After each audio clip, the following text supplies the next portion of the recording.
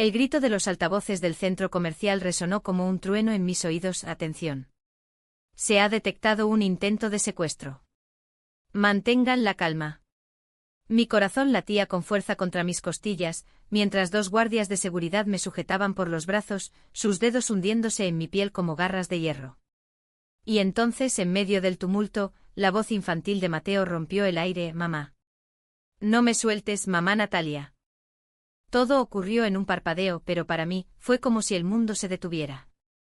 La multitud se arremolinaba a nuestro alrededor, teléfonos en alto grabando cada segundo de mi humillación, y yo solo podía mirar a Isabel, mi Isabel, de pie al otro lado del pasillo con los ojos vidriosos y las manos temblorosas, como si estuviera a punto de desmoronarse. ¿Por qué no decía nada? ¿Por qué me dejaba sola en este infierno? Me llamo Natalia Ruiz, tengo 35 años y vivo en Vitoria-Gasteiz, esa ciudad vasca que huele a lluvia fresca y a pan recién horneado en las calles empedradas del casco viejo. Siempre he creído que el amor era como el río Zadorra que cruza nuestra tierra, profundo, constante, pero capaz de desbordarse en tormentas impredecibles. Con Isabel, lo nuestro había sido así desde el principio. Nos conocimos en la Universidad de Bilbao, en una clase de literatura vasca donde ella, con su voz ronca y su risa que parecía un eco de las olas del Cantábrico, recitaba versos de Gabriel Aresti como si fueran oraciones. Yo era la tímida, la que se escondía detrás de sus libros de poesía, soñando con un mundo donde las mujeres como nosotras no tuvieran que susurrar sus besos en las sombras. Isabel López, mi Isabel, era todo lo que yo no era, audaz, con esa piel morena heredada de sus abuelos andaluces que se habían mudado al País Vasco en los años 70, y unos ojos negros que podían hipnotizarte con una sola mirada. Tenía el cabello corto, siempre revuelto como si acabara de salir de una manifestación por los derechos LGTBI en las calles de Donostia.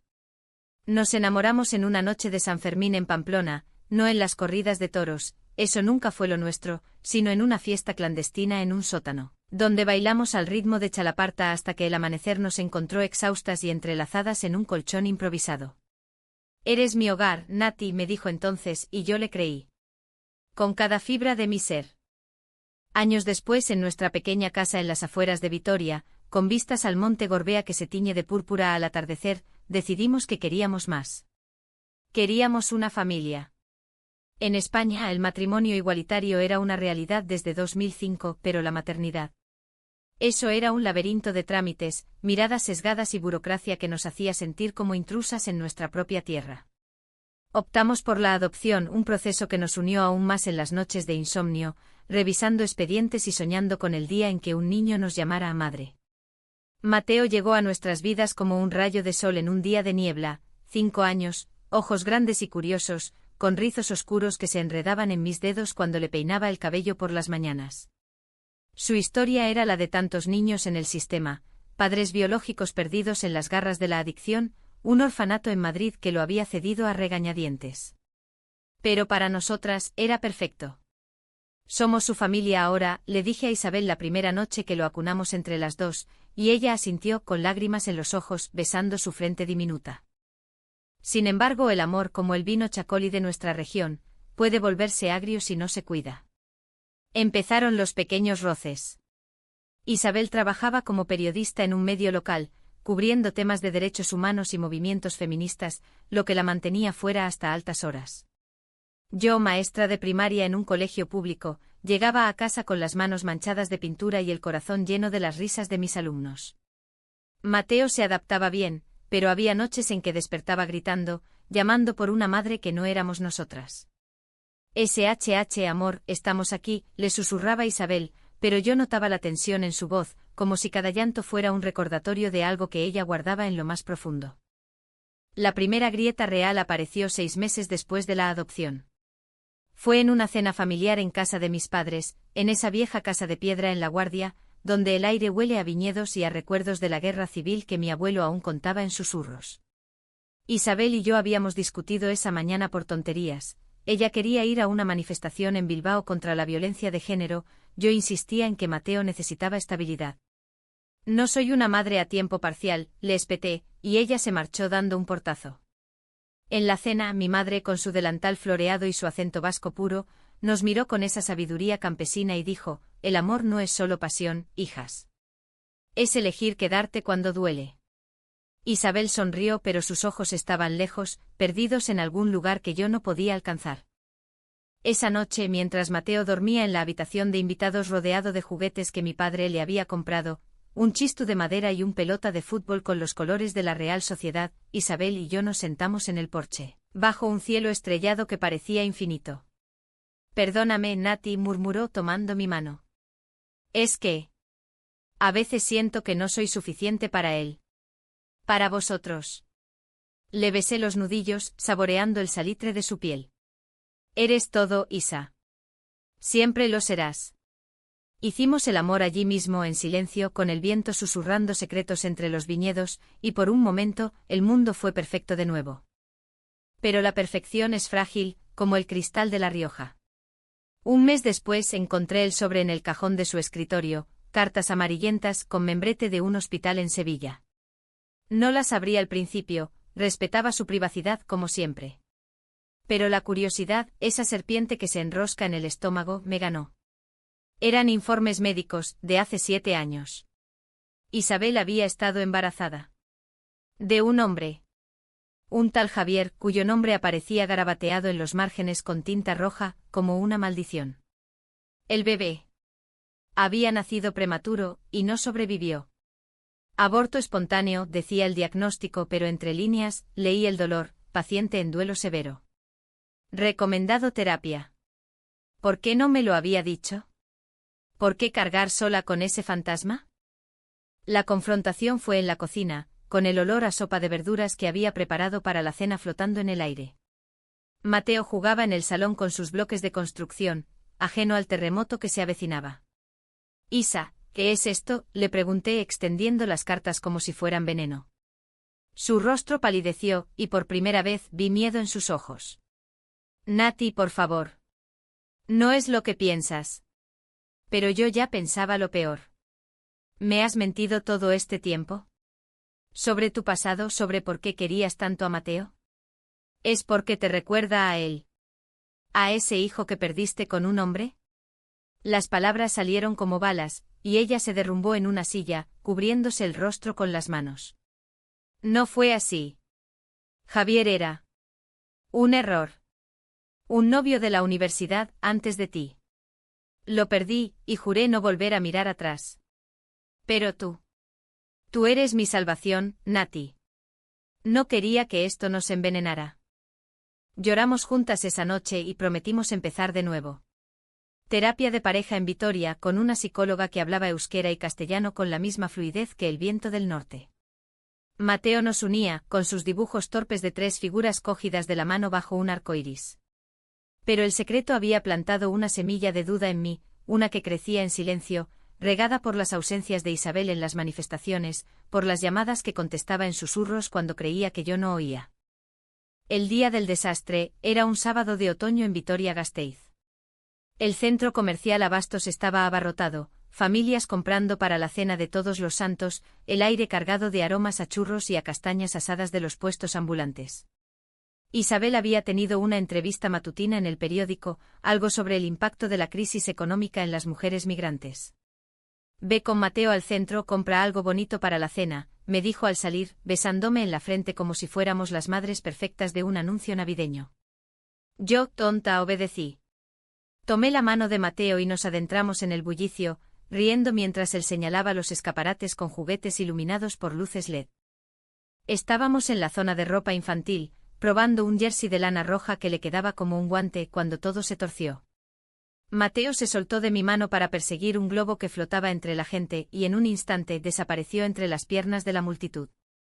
El pánico me invadió como una ola helada. Mateo. Mateo, ¿dónde estás?, grité, empujando a la gente el corazón en la garganta.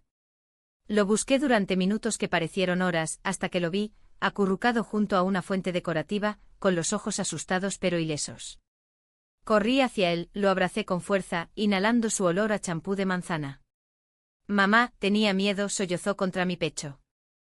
En ese momento una mujer mayor con un abrigo de paño y un carrito de la compra se acercó. «¿Es ese niño?» «La he visto arrastrándolo», exclamó señalándome con un dedo acusador. La multitud se giró, murmullos convirtiéndose en un zumbido amenazante. Llamad a la policía. Es una secuestradora. Intenté explicar, no, por favor, es mi hijo. Somos familia adoptiva. Pero las palabras se perdían en el caos. Los guardias llegaron en segundos, me sujetaron, y el mundo se volvió un remolino de flashes y gritos. Y entonces Isabel apareció. Corriendo desde el otro extremo del pasillo con el rostro desencajado. Natalia. Déjenla, gritó, pero su voz se quebró y en lugar de luchar por mí, se detuvo, mirando a Mateo con una expresión que no pude descifrar. ¿Alivio? ¿Culpa?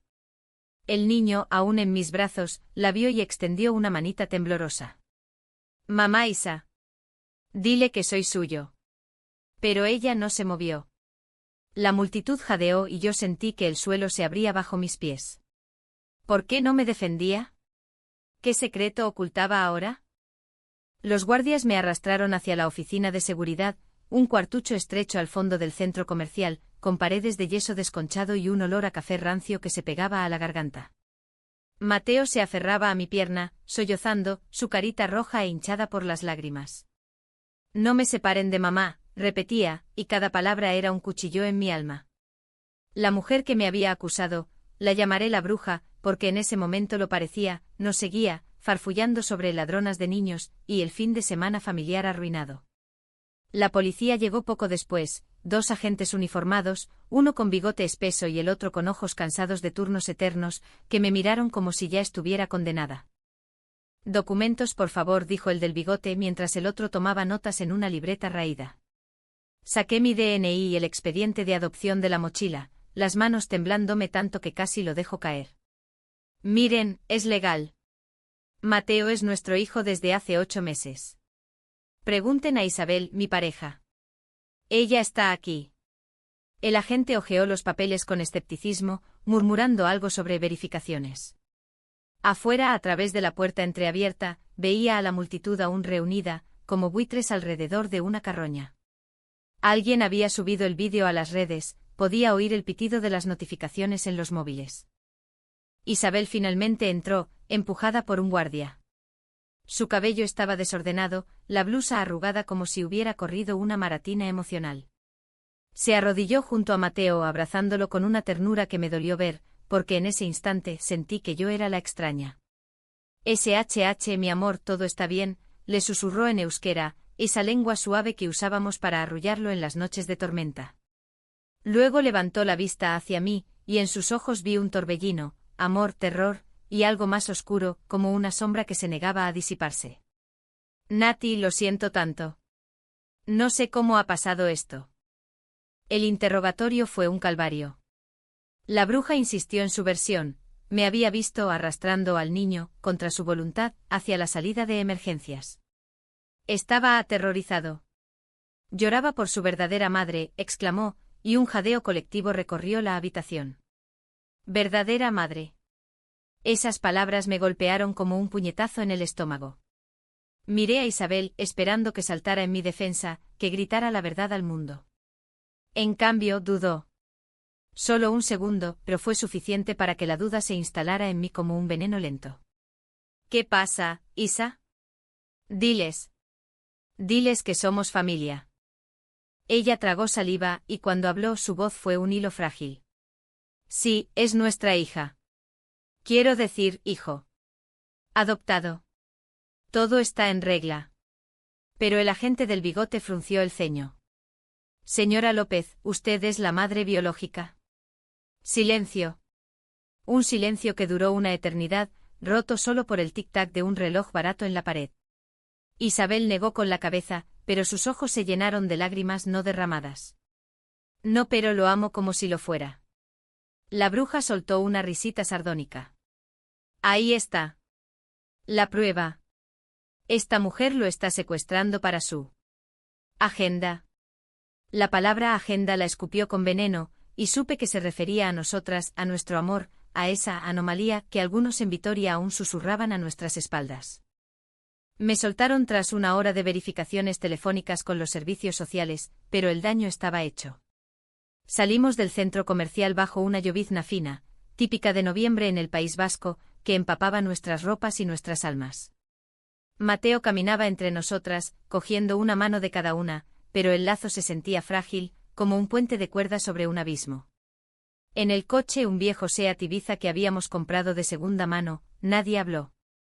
Isabel conducía con las luces del tablero reflejándose en sus lágrimas, y yo miraba por la ventana, viendo las luces de Vitoria desfilar como fantasmas, la Catedral de Santa María, el Parlamento vasco iluminado, recordatorios de una normalidad que se nos escapaba. Llegamos a casa y metimos a Mateo en la cama con un cuento de dragones y princesas valientes, una historia que yo misma había inventado, donde las heroínas se salvaban mutuamente. Se durmió rápido, exhausto, con el pulgar en la boca como cuando era más pequeño. En la cocina, con una copa de vino tinto de La Rioja en la mano, ese que sabe a tierra y a promesas rotas, exploté. ¿Qué demonios fue eso, Isabel? ¿Por qué no me defendiste? ¿Por qué dejaste que esa loca me acusara de secuestradora? Ella se apoyó en la encimera, derrotada. Nati y yo. Llegué tarde. Estaba en la entrevista, y cuando vi el mensaje de alerta en el móvil. Dios, pensé que te había perdido. A los dos. Pero no dijiste nada.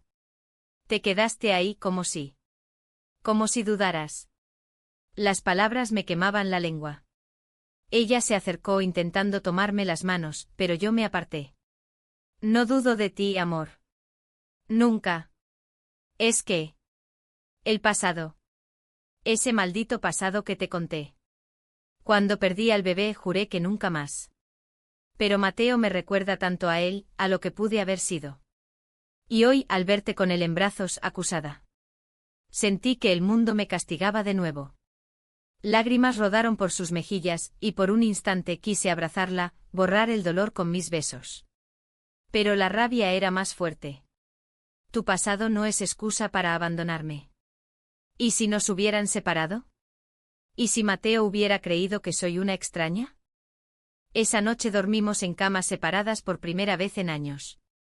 Yo en el sofá del salón, envuelta en una manta de lana que olía a lavanda, escuchando el goteo de la lluvia contra la ventana. Al amanecer el teléfono vibró con notificaciones, el vídeo del centro comercial se había viralizado en Twitter, X, con hashtags como secuestro Vitoria y madres falsas. Comentarios crueles, esas lesbianas siempre quieren robar niños, el País Vasco no necesita esta degeneración. Me hundí en la espiral, leyendo hasta que las lágrimas nublaron la pantalla. Isabel entró en la habitación, con ojeras profundas. Tenemos que hablar con un abogado. Y con Mateo. Explicarle todo. Lo hicimos esa misma mañana, sentadas en el suelo del salón, con galletas de mantequilla y chocolate caliente, el ritual para los días malos. Mateo, con su inocencia de 5 años, nos miró con ojos grandes. Mamá Nati no es mala. Ella me quiere. Y tú también, mamá Isa. Isabel lo abrazó y yo vi en su gesto una promesa rota, la de ser invencibles juntas. Pero el vídeo no paraba de circular y pronto llegaron las llamadas, del colegio preguntando si necesitaba apoyo psicológico de mis padres, preocupados, incluso de la prensa local, oliendo sangre. La semana siguiente fue un torbellino de reuniones. El abogado, un hombre mayor de mirada astuta llamado Don Miguel, nos aseguró que la acusación era infundada, pero que el escándalo público podría complicar la custodia si surgían dudas. ¿Dudas sobre qué?, pregunté, indignada. Él carraspeó. En casos de adopción por parejas del mismo sexo, a veces. La sociedad interfiere. Isabel apretó mi mano bajo la mesa, pero su palma estaba fría, como si el miedo la hubiera congelado por dentro. Mientras tanto, en el trabajo las miradas se volvieron cuchillos. En el colegio las madres chismorreaban en la puerta, fingiendo preocupación por la seguridad de los niños. Una colega, Ana, me abrazó en el pasillo de profesores. Ánimo, Nati. La gente es idiota. Pero yo sentía el peso de sus juicios, como la niebla que envuelve Vitoria en invierno, asfixiante e inescapable. Una noche, después de acostar a Mateo, Isabel y yo salimos a caminar por el Parque de la Florida, bajo las hojas otoñales que crujían bajo nuestros pies. El aire era fresco, cargado del aroma a tierra húmeda y a humo de chimeneas lejanas. ¿Recuerdas nuestra primera cita?, me dijo ella, deteniéndose junto a un banco. En el lago, con ese picnic improvisado de pinchos y sidra. Sonreí a pesar de todo. ¿Cómo olvidarlo? Me embriagaste con tu charla sobre poetas vascas olvidadas. Ella rió, un sonido quebrado pero genuino. Quiero contarte todo, Nati. Sobre Javier, sobre el bebé. No para herirte, sino para sanar. Se lo escuché allí, bajo la luz mortecina de una farola, mientras las estrellas parpadeaban como testigos mudos. Javier había sido un amor fugaz, un estudiante de derecho con promesas de futuro que se evaporaron cuando ella le confesó su orientación. El embarazo fue un accidente, un momento de debilidad tras una ruptura. El aborto espontáneo la dejó destrozada, hospitalizada por semanas, con una depresión que la hizo cuestionar todo. Pensé que no merecía el amor. Hasta que te conocí a ti, en esa clase de literatura. Tú me salvaste, Nati. Pero el miedo.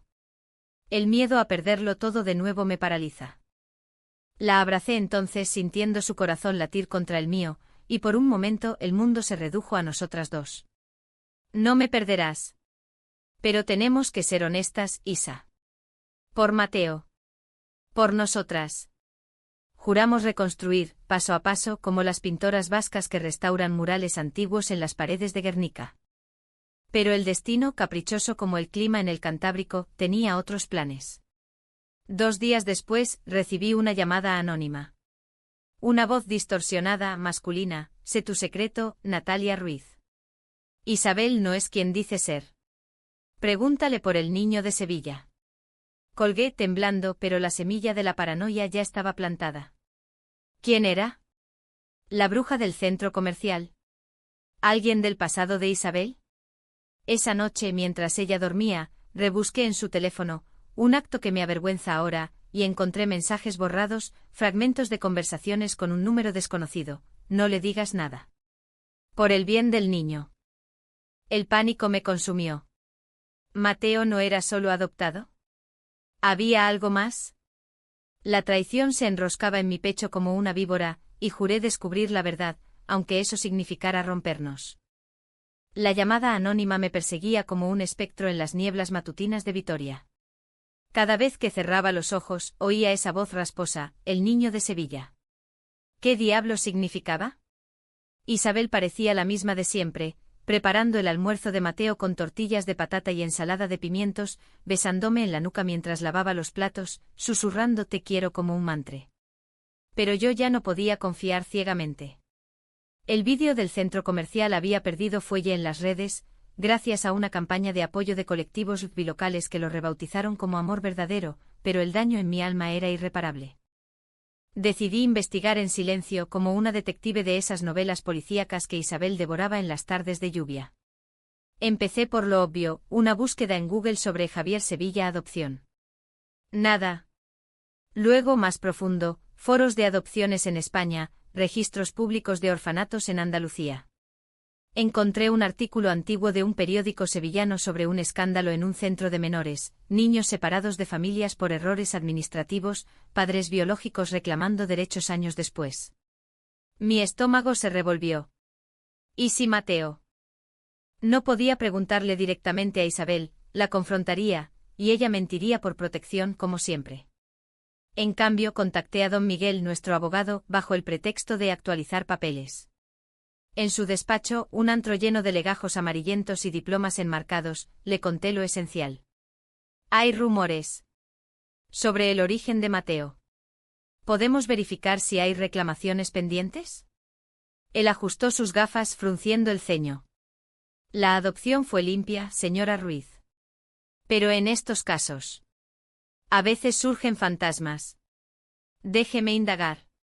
Me prometió discreción, pero mientras salía a la calle Florida, con el sol filtrándose entre las nubes, sentí una náusea profunda. ¿Y si todo nuestro mundo era una ilusión? Esa tarde recogí a Mateo del colegio con una sonrisa forzada.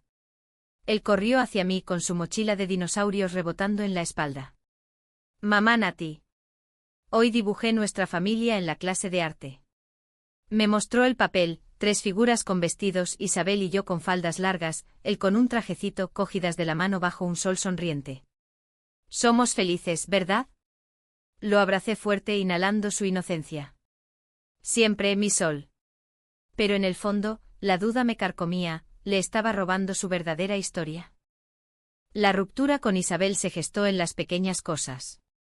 Discusiones tontas que escalaban a tormentas, porque no contestas mis llamadas durante la manifestación, porque confío en ti, Nati, ¿no debería? Una noche, después de una cena tensa donde Mateo comió en silencio, exploté en el dormitorio. Dime la verdad sobre Sevilla. ¿Mateo tiene familia allí? ¿Es por eso que dudaste en el centro comercial? Ella se quedó helada, el camisón blanco cayendo flojo sobre sus hombros.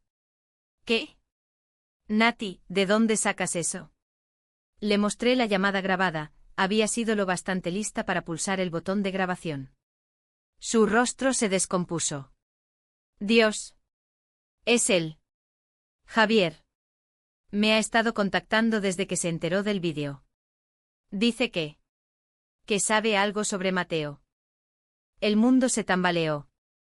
¿Javier? ¿El padre de tu hijo perdido? ¿Qué tiene que ver con nuestro hijo? Isabel se sentó en la cama, derrotada, y el relato brotó como un río desbordado.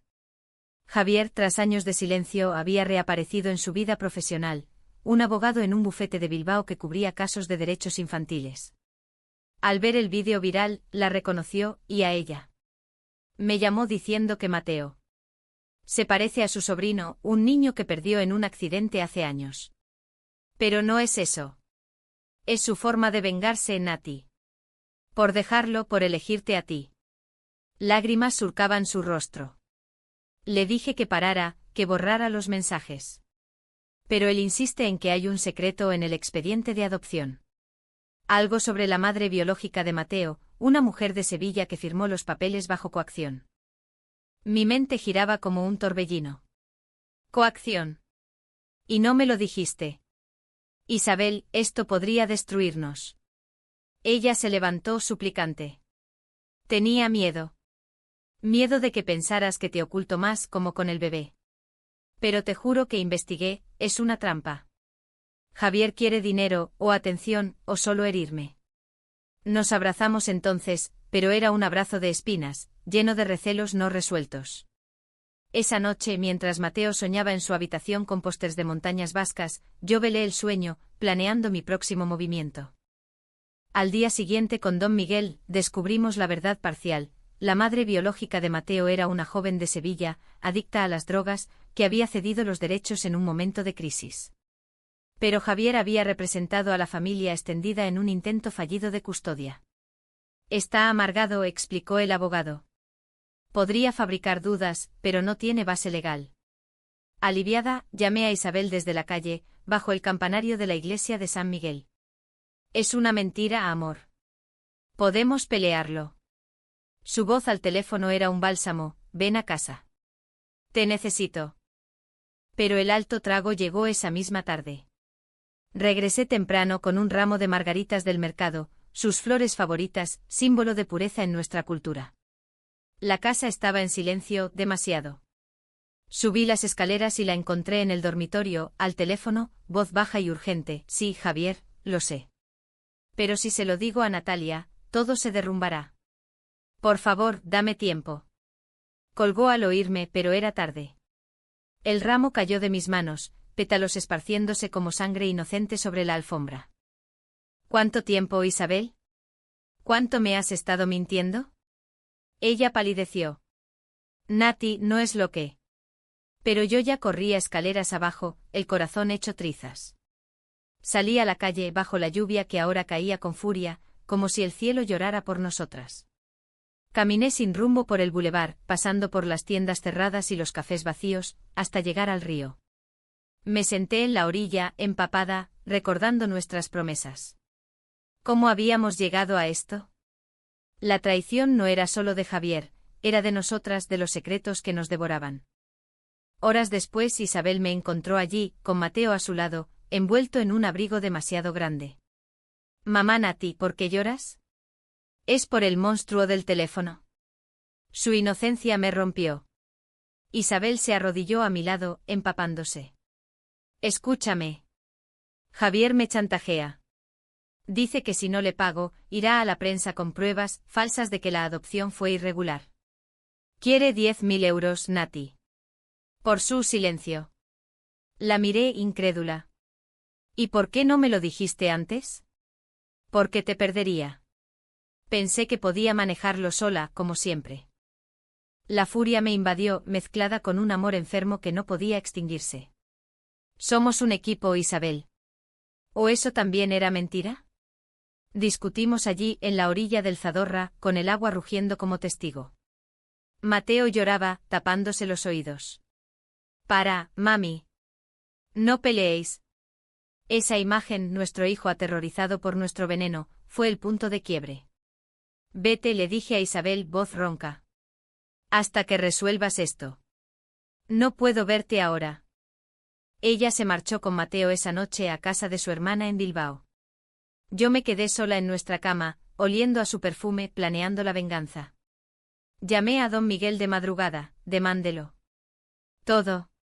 Pero en el fondo sabía que la verdadera batalla era interna, ¿podía perdonar? ¿O el amor, una vez traicionado, se convertía en cenizas? Los días siguientes fueron un infierno gris. Vitoria parecía más fría, las calles del ensanche con sus fachadas modernistas burlándose de mi soledad. En el colegio fingía normalidad, pero las noches eran peores, sueños donde Isabel me abandonaba en el centro comercial, y Mateo me llamaba extraña. Una semana después, recibí un paquete, fotos antiguas de Isabel con Javier, embarazada, sonriente. Adjunto una nota, ella nunca te quiso de verdad. Firma el divorcio y olvídate del niño. Firmado, J. La rabia me impulsó a actuar. Con don Miguel, preparamos una contrademanda por acoso y difamación. Pero el clímax emocional llegó en una visita sorpresa. Isabel apareció en mi puerta, sola, con ojeras y un sobre en la mano. Nati, por favor. Escucha. Dentro documentos, Javier había confesado en una grabación, ella lo había engañado para obtenerla. Era todo un farol, no había secreto en la adopción. Solo su amargura por un amor perdido. Lloramos en el umbral, abrazadas bajo la lluvia. Perdóname, sollozó. Te amo más que a nada. Pero el perdón no era fácil. Necesito tiempo, Isa. Para sanar. Ella asintió besando mi frente. Te esperaré. Siempre. El tiempo, ese bálsamo cruel de la cultura vasca, donde las cicatrices de la historia se curan con paciencia y vino, se estiró como una eternidad. Isabel se quedó en Bilbao con Mateo, visitándome los fines de semana en Vitoria, trayendo pinchos del mercado de la Ribera y cuentos nuevos para leer juntos. Esas visitas eran un limbo dulce amargo, jugábamos en el parque de Arriaga, con Mateo persiguiendo palomas y riendo hasta que le dolía la barriga, mientras Isabel y yo caminábamos en silencio, nuestras manos rozándose accidentalmente, enviando chispas de anhelo. Te echo de menos, Nati, murmuraba ella al despedirse, y yo asentía, conteniendo las lágrimas. Yo también. Pero el daño. Duele. Don Miguel avanzaba en el caso.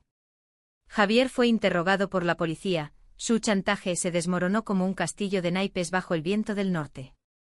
Admitió todo, la envidia, la obsesión por Isabel, el deseo de recuperar lo que había perdido usándome a mí como peón. La jueza, una mujer de mirada acerada llamada Doña Carmen, lo sentenció a servicios comunitarios y una orden de alejamiento. La familia es sagrada en esta tierra, dictaminó en la sala del juzgado de Vitoria, rodeada de banderas vascas y retratos de lehendakaris pasados. Y las familias como la de las señoras Ruiz y López merecen protección, no destrucción. El cierre legal trajo alivio, pero el emocional era un campo minado. Volví a la terapia sola al principio con la psicóloga que nos había unido antes, una mujer mayor llamada Miren, con acento de Eibar y una fe inquebrantable en la resiliencia humana. El perdón no es olvidar, Natalia, me dijo en una sesión, sorbiéndote de hierbas en su consulta con vistas al monte Saudia. Es elegir reconstruir. Pero solo si el amor vale la ruina. ¿Valía? En las noches solitarias, reviviendo nuestros recuerdos, el primer beso en el Guggenheim, la promesa bajo las estrellas de San Sebastián, sabía que sí. Pero el orgullo, ese fuego vasco que arde lento, me retenía. El punto de inflexión llegó en Navidad, esa época de luces y reconciliaciones forzadas en España. Mis padres insistieron en una cena en La Guardia, con el vino de sus bodegas fluyendo como ríos de perdón. Isabel llegó con Mateo, envuelto en un gorro de lana rojo, cargando un pastel de changurro que había preparado ella misma, un gesto de su herencia andaluza fusionada con lo vasco. La mesa estaba puesta con mantel de lino bordado por mi abuela, velas parpadeando y villancicos en euskera sonando bajito de fondo. Mateo se sentó en mi regazo susurrando, «Mamá Nati, ¿puedo abrir mi regalo ahora?» Es una familia de madera, como la nuestra. La cena transcurrió en un equilibrio precario, risas forzadas, anécdotas de la infancia de Isabel en las playas de Cádiz, mi padre contando chistes sobre toreros torpes. Pero bajo la superficie, la tensión bullía. Cuando Mateo se durmió en el sofá, acurrucado con un osito, mis padres se excusaron discretamente, sabios como siempre. Isabel y yo nos quedamos solas en la cocina, lavando platos en un silencio cargado. Nati, no puedo más, dijo de pronto, dejando caer un vaso en el fregadero con un tintineo. Sin ti, soy la mitad. ¿Y Mateo? Él nos necesita enteras. Me giré secándome las manos en un trapo. Sus ojos, esos ojos negros que me habían cautivado en Bilbao, estaban rojos de llanto contenido. Yo también sufro, Isa. Cada día.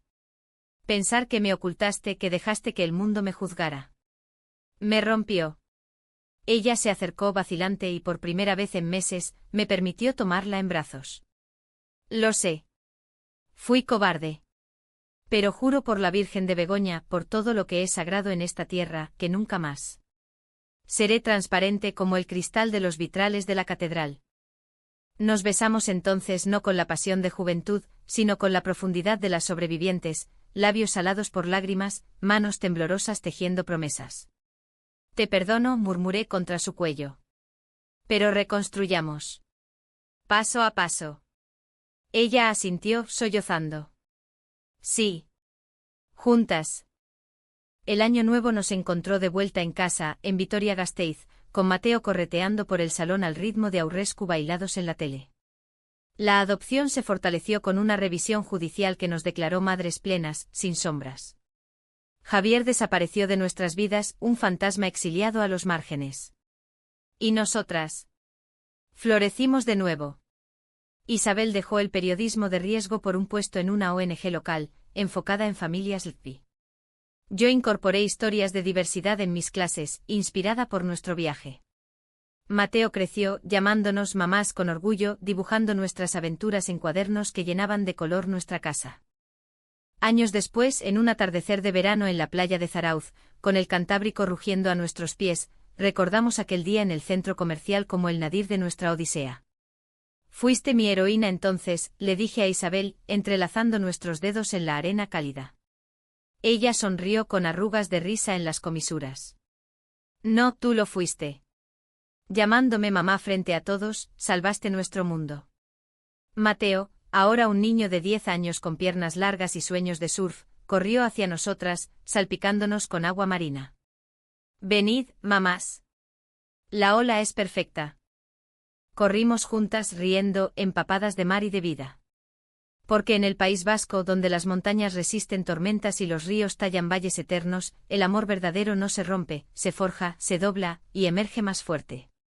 Nosotros éramos prueba de ello, una familia tejida con hilos de dolor y luz, inquebrantable ante las sombras. Y así, en los ecos de las olas, encontramos nuestra paz. No perfecta pero real. Humana. Nuestra.